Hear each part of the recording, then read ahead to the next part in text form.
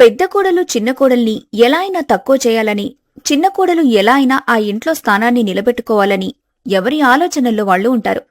రోజులు గడుస్తూ ఉంటాయి. సిరి ఆలోచనలన్నీ కూడా ఆ పాత ఫోటో వెనుకే తిరుగుతూ ఉంటాయి. రాత్రి అందరూ నిద్రపోతారు.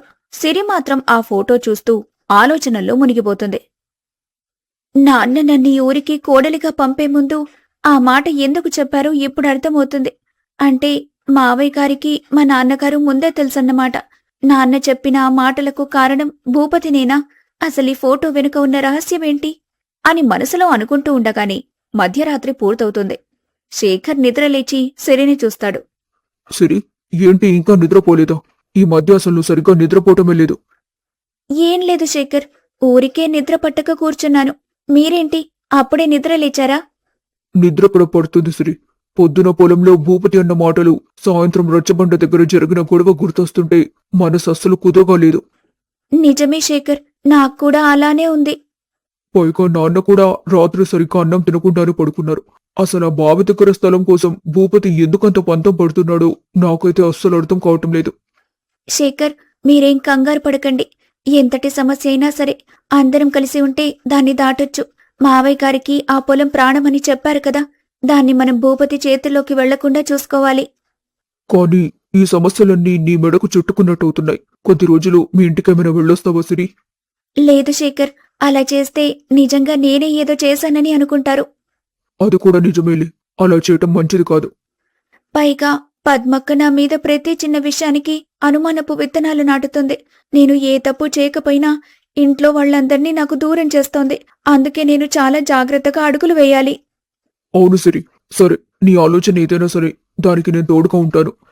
Thank you Shekhar. ముందు మనం ఆ పొలం ఆ భూపతి చేతుల్లోకి వెళ్లకుండా చూసుకోవాలి.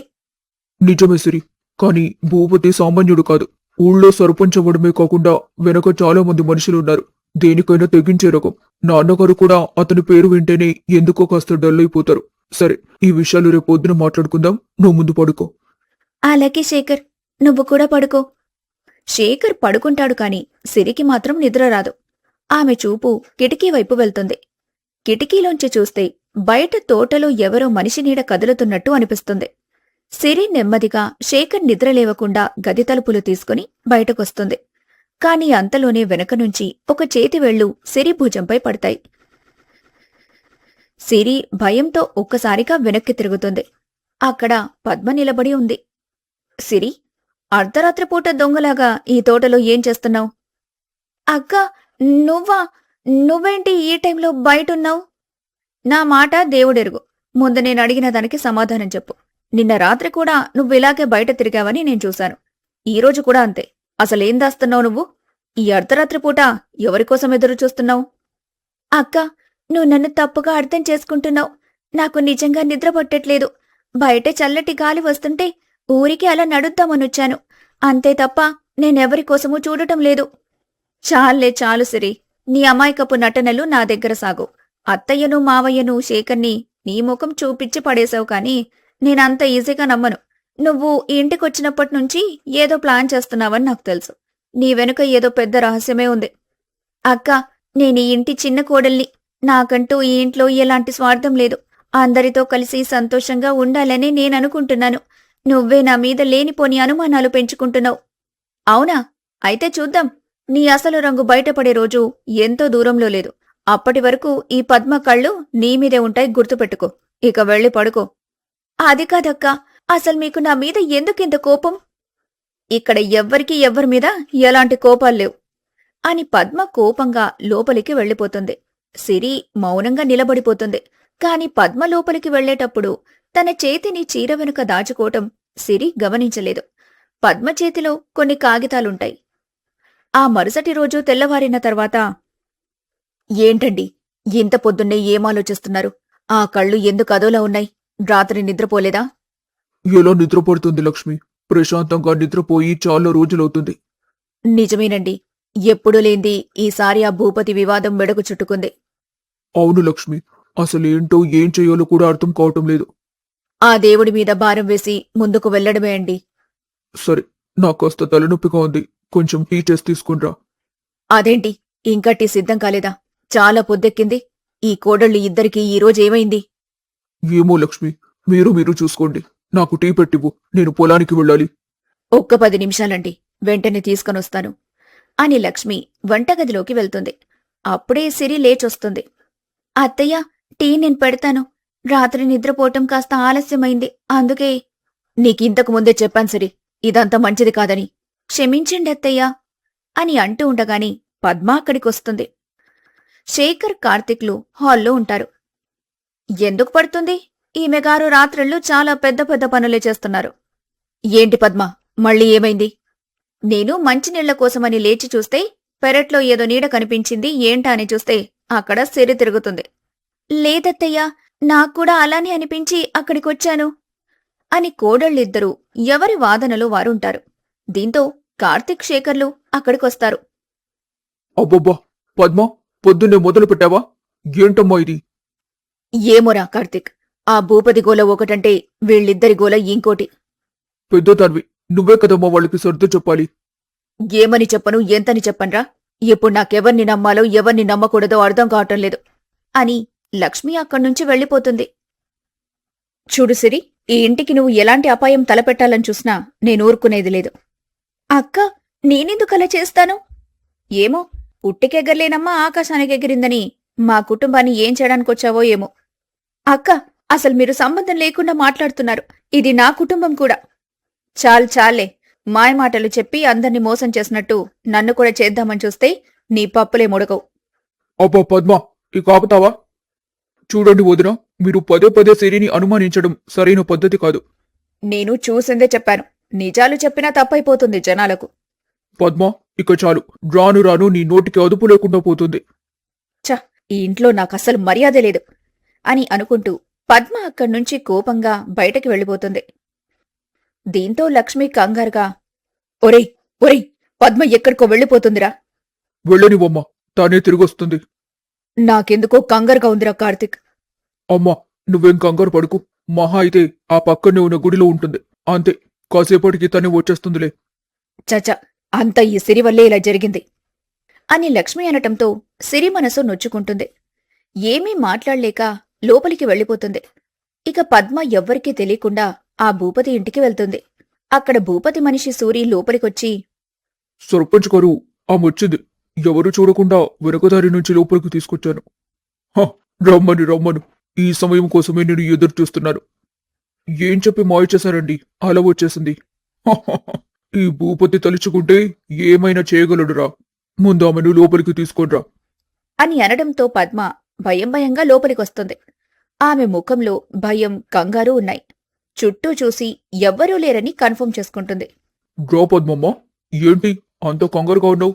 నీ చెప్పిన పని పూర్తి చేసావా లేదా? ఇదిగోండి సర్పంచ్ గారు, మీరడిగిన కాగితాలు. మా మావయ్య డైరీలోనూ బీరువాలోనూ వెతికి ఆయన సంతకమున్న ఖాళీ బాండ్ పేపర్లు, అలాగే పొలానికి సంబంధించిన పాత పత్రాలు తీసుకొచ్చాను. శభాష్ పద్మ, ఇన్నాళ్లకు నీలో ధైర్యం వచ్చిందన్నమాట. కాని నాకు చాలా భయంగా ఉంది. ఒకవేళ మా ఇంట్లో వాళ్ళకి తెలిస్తే నన్ను ఇంట్లోంచి గెంటేస్తారు. భయమెందుకు? ఈ భూపతి వెనకున్నంత వరకు నిన్నెవ్వరూ ఏం చేయలేరు. అయినా ఇదంతా నేను నాకోసం చేస్తున్నానా? నీకోసమే కదా. అవుననుకోండి, కాని నాకెందుకో భయంగా ఉంది. ఇందులో ఎలాంటి తిరకాసు లేదు కదా. చూడు పద్మమ్మ, ఆ కొత్త కోడలు శ్రీ సాధారణమైన అమ్మాయి కాదు. చదువుకుంది, పైగా బాగా తెలివైంది. పొలం పనులంటూ మీ మావయ్య చుట్టూ తిరుగుతూ ఆల్రెడీ ఆయన మనసు గెలుచుకుంది. రేపొద్దున ఆస్తి మొత్తం ఆ చిన్న కోడలి చేతుల్లోకి వెళ్తే నీ పరిస్థితి ఏంటి? ఈ ఇంట్లో నీకు కనీసం విలువ ఉంటుందా? ఉండదు. ఇప్పటికే అత్తయ్య, మావయ్య నా మాట కంటే సిరి మాటకే ఎక్కువ ఇంపార్టెన్స్ ఇస్తున్నారు. నాకేమో అదస్సలు నచ్చడం లేదు. అందుకే నేను ఒక ప్లాన్ వేశాను. ఈ సంతకం ఉన్న ఖాళీ పేపర్లను వాడుకొని ఆ బావి దగ్గరున్న పొలాన్ని నా పేరు మీదకు రాసుకున్నట్టు ఒక దొంగ డాక్యుమెంట్ తయారు చేస్తాను. ఆ పొలాన్ని నమ్మేసి వచ్చిన డబ్బులో సగం నీకిస్తాను. దాంతో నువ్వు, కార్తీక్ హ్యాపీగా సిటీకి వెళ్లి సెటిల్ అవ్వచ్చు. నిజంగానా సర్పంచ్ గారు? కానీ మా మావయ్య ఆ కాగితాలు మీ దగ్గరికెలా వచ్చాయని అడిగితే ఏం చెప్పాలి? అక్కడే ఉంది అసలు ట్విస్ట్. ఆ నింద మొత్తం నీ తోటి కోడలు సిరి మీద వేసేద్దాం. సిరినే ఆ కాగితాలను దొంగలించి నాతో చేతులు కలిపి ఈ పొలాన్ని నాకు అమ్మిందని ఊరందరి ముందు నమ్మిస్తారు. అప్పుడు మీ మావయ్య, అత్తయ్య సిరిని మెడపట్టి ఇంట్లోంచి గంటేస్తారు. నీకు ఆస్తి దక్కుతుంది. ఇంట్లో నీ స్థానము మునుపటిలాగే గట్టిగా ఉంటుంది. ఏమంటావు?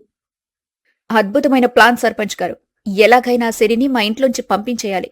అప్పుడే నా స్థానం నాకు దక్కుతుంది. Very good. నువ్వు వెళ్ళి నీ పని చూసుకో, మిగతాది ఈ భూపతి చూసుకుంటాడులే. అని చెప్పడంతో పద్మ నవ్వుకుంటూ అక్కడ్నుంచి వెళ్ళి భూపతి ఆ కాగితాలను చూస్తూ తన నమ్మకస్తుడైన సూరి వైపు తిరుగుతాడు. చూసావా సూరి, ఈ పద్మ ఎంత మూర్ఖురాలు. తన తోటి కోడలి మీదున్న కుళ్ళుతో ఇంటి ఆస్తులను నా చేతుల్లో పెట్టింది. ఆ రామయ్యను రోడ్డున పడేయటానికి 20 ఏళ్లుగా ఎదురు చూస్తున్నారు. ఆ రఘుపతి కూతురే ఈ సిరి అని నాకు తెలుసు. రఘుపతి కూతుని వాడుకుని ఈ రామయ్య కుటుంబాన్ని నాశనం చేస్తారు. సర్పంచ్ గారు, మీ ప్లాన్ సూపర్. రేపొద్దున రచ్చబండ దగ్గర పెద్ద నాటకమే జరుగుతుందన్నమాట. చూస్తూ ఉండు, ఆ రామయ్యను రోడ్డు మీదకు తీసుకొని వస్తాను. కానీ భూపతి గారు, ఆ చిన్న కోడలు సిరి సంగతేంటి? ఆమెను కూడా ఓ ఆట ఆడుకుందాం. పద్మను ఎరగా వేశాము, పడింది కదా, అన్ని మెల్లగా అవే కదులుతాయి అని అంటాడు. ఓ 2 రోజుల తర్వాత పద్మ తన ప్లాన్ అమలు చేయాలని అనుకుంటుంది. ఆ రోజు ఉదయం ఇంట్లో అంతా ప్రశాంతంగా ఎవరి పనుల్లో వారు ఉంటారు. మావయ్య గారు, ఇదిగోండి టిఫిన్. అత్తయ్యగారు, కూర్చోండి, వడ్డిస్తాను. నా ప్లేట్లో నేను వడ్డించుకుంటాను, మిగిలిన వాళ్లకు పెట్టు. ఇంతలో పద్మ గట్టిగా గొంతు పెంచి మాట్లాడుతుంది. అదే అడగండి అత్తయ్య, ఈమె ఇంట్లో ఉన్నదంతా దోచి ఇంకెవరికో పెడుతుంది. ఈ ఇంట్లో దొంగతనాలు జరుగుతున్నాయి మావయ్య. ఏంటమ్మా పద్మ, ఏం మాట్లాడుతున్నావు? అవును మావయ్య, మన ఇంట్లోనే ఒక పెద్ద దొంగుంది. పైగా చాలా పద్ధతిగా అమాయకంగా నటిస్తూ లోపల మాత్రం మన వెన్ను విరవటానికి చూస్తోంది. వదినా, పొద్దునే ఏంటి గొడవ? ఎవరి గురించి మాట్లాడుతున్నావు? ఇంకెవరు? ఈ ముద్దుల చిన్న కోడలు సిరి గురించి. అందరూ ఒక్కసారిగా షాక్ అవుతారు. సిరి చేతిలోని ప్లేట్ కాస్త కింద పడబోయినంత పనవుతుంది. వదినా, ఏం మాట్లాడుతున్నావు? నీకేమైనా పిచ్చి పట్టిందా? సిరి దొంగతనం చేయడం ఏంటి? నీకు తెలీదు శేఖర్, నువ్వమాయకుడివి. నీ భార్య అసలు రంగేంటో నీకు తెలీదు. 2-3 సార్లు అర్ధరాత్రులు సిరి తోటలోకి వెళ్లటం నేను చూశాను. అక్క, నేను ఎలాంటి దొంగతనం చేయలేదు. కేవలం నిద్ర పట్టకే అలా వెళ్లాను, అంతే. చూసారా, అబద్ధాలతో నమ్మించడం బాగా అలవాటైపోయింది. సిరి, పద్మ చెప్పేది నిజమా కదా? అర్ధరాత్రులు తోటలో తిరిగావా లేదా? దీనికి మాత్రమే సమాధానం చెప్పు. తిరిగానత్తయ్యా, కానీ లేదు, ఏమీ లేదు. సాధారణంగా మనం బీరువా ఉన్న గదిలోకి వెళ్ళం, కాని ఈమె అక్కడ 2-3 సార్లు కనిపించింది. మావయ్య గారు, మీ బీరువా తలుపులు కూడా తెరిచే ఉన్నాయి. మరి నువ్వెందుకు అక్కడికి వెళ్ళినట్టు వదినా? అది ఇందాక నేను పని మీద అక్కడికి వెళ్తే చూశానులే. ఏవో కొన్ని కాగితాలు కూడా కింద పడున్నాయి. అనుమానమొచ్చి ఇప్పుడు మీకు చెప్తున్నాను అని అనగానే రామయ్య కంగారుగా లోపలి గదిలోకి వెళ్తాడు. లక్ష్మి, కార్తీక్ కూడా అతని వెనకాలే వెళ్తారు. సిరి ఏడుస్తూ నిలబడిపోతుంది. శేఖర్ ఆమె దగ్గరకొస్తాడు. సిరి, ఏంటిదంతా? నువ్వు నిజంగానే ఏదైనా దాస్తున్నావా? శేఖర్, నన్ను నమ్మండి, నేను ఏ కాగితాలు తీయలేదు. పద్మక్క నా మీద లేనిపోని నిందలు వేస్తుంది.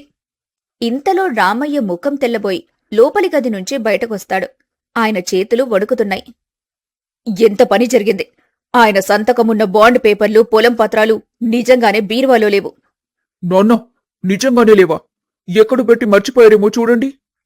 లేదురా కార్తీక్, నేను ఆ కాగితాలను చాలా భద్రంగా దాచాను. అవిక్కడ లేవంటే ఎవరో కావాలని తీశారు. చూసారా మావయ్య గారు, నేనేం చెప్పాను? ఈ సిరినే వాటిని తీసింది. చదువుకున్న అమ్మాయి కదా, మనల్ని రోడ్డున పడేసి ఆస్తి కాజేయాలని చూస్తోంది. అక్క, నిజంగా నేను ఎలాంటి తప్పు చేయలేదు, నన్ను నమ్మండి. ఇన్నాళ్ళు లేంది ఇప్పుడు ఇలా జరిగిందంటే ఏంటర్థం? ఇంట్లోకి కొత్తగా వచ్చింది నువ్వే కదా అని పద్మ అనటంతో ఇంకేమీ మాట్లాడలేక సిరి ఏడుస్తూ అలానే ఉండిపోతుంది. ఇంట్లో అంతా నిశ్శబ్దంగా ఉంటారు. ఇంతలో అక్కడికి భూపతి కొంతమంది మనుషులతో అక్కడికొస్తాడు. రామయ్య, ఇంట్లో ఉన్నావా అని అరుస్తూ ఉండటంతో ఇంట్లో వాళ్లందరూ బయటకొస్తారు. భూపతి, నువ్వేంటిలో వచ్చావు? ఎందుకలా అరుస్తున్నావు?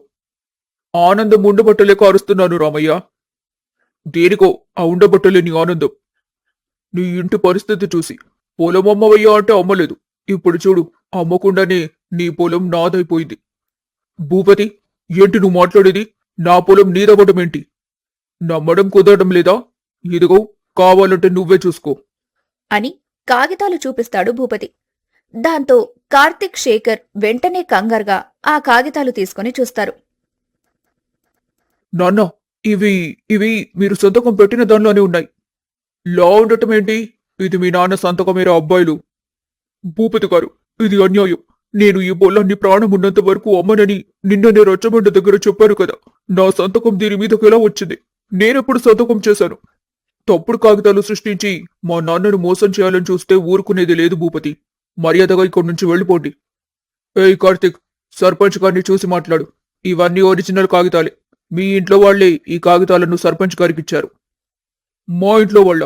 ఎవరిచ్చారు? మర్యాదగా నిజం చెప్పు. ఇంకెవరిస్తారు శేఖర్? మీ అందరి ముందే ఉన్న మహాలక్ష్మి, మీ ఇంటి చిన్న కోడలు, నీ భార్య సిరినే ఇచ్చింది. భూపతి మాటలకు అందరూ ఒక్కసారిగా షాక్ అయ్యారు. లక్ష్మి గుండె పట్టుకుంటుంది. పద్మ మనసులో ఎగిరి గంతేస్తుంది. భూపతి గారు, ఎంత పెద్ద అబద్ధం చెప్తున్నారు. నేను మీకు కాగితాలివ్వటమేంటి? నేనసలు మీ మొహం కూడా సరిగ్గా చూడలేదు. దేవుడిలాంటి మా మావయ్యకు నేను ద్రోహం చేస్తానా? అనుకున్నాను. ఇలాంటిదేదో అవుతుందనే ముందు నుంచి జాగ్రత్తలు చెప్తూనే ఉన్నాను. ఎవరైనా విన్నారా నా మాట? అత్తయ్య, మావయ్య, నిజంగా నేనీ పని చేయలేదు. భూపతి గారు, దయచేసి నిజం చెప్పండి. చాలేమో సిరి, ఇక్కడ నాటకాలాడకు. మొన్న రాత్రి నీకు నా మనిషి సూరికి మధ్య జరిగిన డీల్ ప్రకారం నువ్వు ఈ కాగితాలను దొంగలించి మాకిచ్చావు. దానికి బదులుగా నేను నీకు 5 లక్షల రూపాయలు క్యాష్ ఇచ్చాను. ఆ డబ్బుతో నువ్వు మీ నాన్న రఘుపతిరావు దగ్గరికి వెళ్లిపోవాలని ప్లాన్ చేసుకున్నావు కదా. ఎరా సూరి? అవునయ్య గారు, సిరమ్మనకు మొత్తం ప్లాన్ ప్రకారమే చేశానని కూడా చెప్పింది. ఇదిగో చూడండి, సాక్ష్యం మీ ముందే ఉంది. చూసారా మావయ్య గారు, నేను పొద్దున్నే చెప్పాను కదా ఈమె దొంగ అని. ఇప్పుడు సర్పంచ్ గారే స్వయంగా చెప్తున్నారు. నిన్న రాత్రి ఈమె బయట తిరిగింది ఎందుకే? మన ఆస్తులన్నీ భూపతి గారికి అమ్మేసి డబ్బులు తీసుకున్నట్టుంది. సిరి, ఎంత పనిచేశావమ్మా. నిన్ను మా సొంత కూతుర్లా చూసుకున్నాం కదా. పొలం పనులన్నీ నేర్చుకుని మా అందరి మనసులు గెలుచుకుంది ఇందుకేనా? మమ్మల్ని ఇలా రోడ్డున పడేయడానికేనా మా ఇంటికి కోడలుగా వచ్చావు? అత్తయ్యగారు, నమ్మండి, నేను ఏ తప్పూ చేయలేదు. భూపతి గారు, పద్మక్క కలిసి నన్నిరికించాలని చూస్తున్నారు. శేఖర్, మీరైనా చెప్పండి, నేనలాంటి దాన్ని కాదని మీకు తెలుసు కదా. శేఖర్ తలదించుకుంటాడు. అతని కళ్లల్లో బాధ, గందరగోళం కనిపిస్తున్నాయి. తన భార్యను నమ్మాలో, కళ్ల ముందున్న సాక్ష్యాలను నమ్మాలో అతనికి అర్థం కావటం లేదు. సిరి, నీ దగ్గర ఈ కాగితాలు లేవు అనడానికి ఏం ఆధారం ఉంది? భూపతి గారు మీ నాన్న పేరు చెప్తున్నారు. అసలు మీ నాన్నకు మా కుటుంబానికి ఉన్న సంబంధం ఏంటి? నువ్వెందుకు మాకు ఆ విషయాలన్నీ దాచావు? అది మీ నాన్నని అడిగితే సరిగ్గా చెప్తాడు. అడుగు అడుగు. ఏంటి నాన్న, నాకు అసలేం అర్థం కావటం లేదు. సిరి, ఏం జరుగుతుంది? నువ్వు తప్పు చేశావా? శేఖర్, నేనన్నీ చెప్తాను, కాని ఇప్పుడు భూపతి చెప్తున్నవన్నీ అబద్ధాలు. రామయ్య, చూసావు కదా, సాక్ష్యాలన్నీ క్లియర్గా ఉన్నాయి. ఈ పొలం ఇకపై నాదే. రేపొద్దున నా మనుషులొచ్చి అక్కడ కంచు వేస్తారు. ఒకవేళ మీరు అడ్డుపడితే పోలీసులను పిలిపించి మీ చిన్న కోడల్ని దొంగతనం కేసులో లోపల వేయిస్తాను. ఆలోచించుకో అని చెప్పి అక్కడ్నుంచి వెళ్ళిపోతాడు. లక్ష్మి లోపలికి వెళ్లి ఏడుస్తూ ఉంటుంది. పద్మ సిరివైపు గర్వంతో ఒక చూపు చూసి లోపలికి వెళ్ళిపోతుంది. అప్పుడు కార్తీక్, పద్మ, నిజంగా సిరి ఇలాంటి తప్పు చేసి ఉంటుందంటావా? చేస్తుంది. ఆమె కాకుండా ఇంట్లో ఇలాంటి పనులు చేసేవాళ్లు ఎవరైనా ఉన్నారా చెప్పు? ఏమో పద్మ, సిరిని చూస్తే అలా అనిపించడం లేదు. మరీ బాగుంది. ఈ కాలం అమ్మాయిలంతా ఇలానే ఉన్నారు. నాజుగ్గా కనిపిస్తూనే ఉన్నది మొత్తం కాజేస్తున్నారు. సరే, నిజాలేంటో ఇంకా పూర్తిగా తెలీదు కదా. చూద్దాం ఏం జరుగుతుందో అని అంటాడు కార్తీక్. దీంతో పద్మ కాస్త కంగారు పడుతుంది. ఇక ఇంట్లో సిరిని అందరూ ఒక దొంగలా చూడటంతో సిరి అక్కడుండలేక పక్కన్నే ఉన్న గుడిలోకి వెళ్తుంది. దేవుడా, ఎందుకిలా చేస్తున్నావు? ప్రతిసారి నన్ను పరీక్షిస్తూనే ఉన్నావు. ఇప్పుడు నా వాళ్లు కూడా నన్ను నమ్మకుండా చేశావు అని దేవుడితో మొరపెట్టుకుంటూ ఏడుస్తూ ఉంటుంది. అంతలోనే శేఖర్ అక్కడికొస్తాడు. సిరి, ఏంటి? అసలేం జరుగుతుంది? నాకేం అర్థం కావటం లేదు. నువ్వు తప్పు చేసావా లేదా?